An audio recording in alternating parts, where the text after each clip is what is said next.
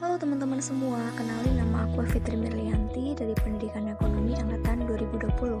Di sini kita akan belajar mengenai apa itu sistem ekonomi.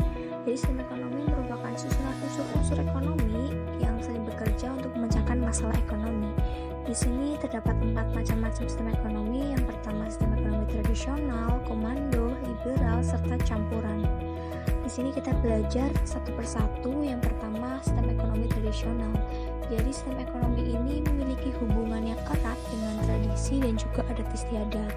Biasanya negara yang menggunakan sistem ini yaitu negara yang masih bergantung dengan sektor pertanian. Selanjutnya, karakteristik dari sistem ekonomi tradisional. Yang pertama, kegiatan ekonominya itu bergantung dengan sumber daya alam. Yang kedua, belum ada pembagian kerja dan juga menganut sistem kekeluargaan. Untuk kekuatannya masih banyak ya, dan kita ambil salah satu yaitu mendorong hubungan kerjasama dan kerukunan. Untuk kelemahannya cenderung menolak perubahan. Selanjutnya, mengenai sistem ekonomi komando. Jadi sistem ini itu di mana pemerintah memiliki kuasa penuh atau dominan, sehingga sistem ini biasa disebut dengan sistem ekonomi terpimpin. Untuk karakteristiknya bisa kita baca ya di slide ini. Yang pertama, sumber daya ekonominya dikuasai oleh negara. Yang kedua, hak milik pribadi tidak diakui oleh pemerintah. Untuk kekuatannya banyak, salah satunya mudah melakukan distribusi pendapatan. Kelemahannya juga sangat bergantung pada pemerintah dan juga sering terjadi praktik monopoli. Selanjutnya, mengenai sistem ekonomi liberal atau pasar. Jadi sistem ini memberikan kebebasan seluas-luasnya kepada masyarakat dalam melakukan kegiatan ekonomi. Biasa dikenal dengan sistem ekonomi kapitalis atau sistem ekonomi pasar. Untuk karakteristiknya bisa dilihat, yang pertama, pemerintah tidak ikut campur dalam kegiatan ekonomi.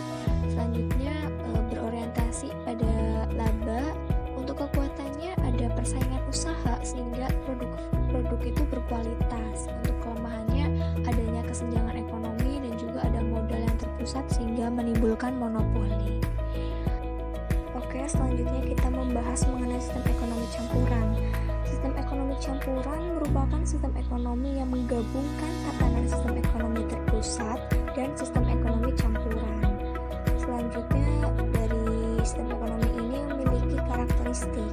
Karakteristik yang pertama bisa kita lihat di slide ini, yaitu barang modal dan sumber daya vitalnya itu dikuasai oleh pemerintah. Yang kedua, campur tangan pemerintah diwujudkan dengan sebuah kebijakan ekonomi. Untuk kekuatannya, kestabilan ekonominya lebih terjamin, sedangkan kelemahannya keuntungan sektor swasta tidak maksimal.